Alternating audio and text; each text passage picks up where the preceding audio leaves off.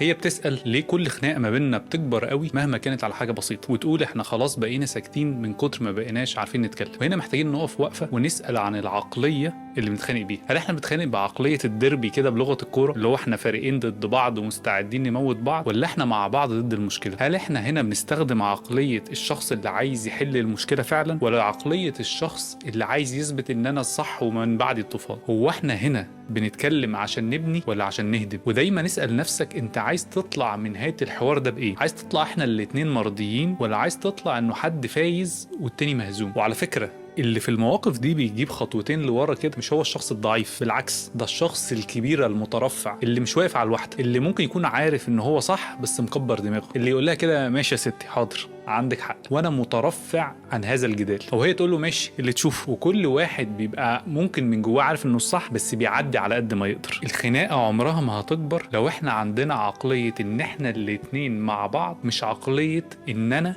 وانت ضد بعض.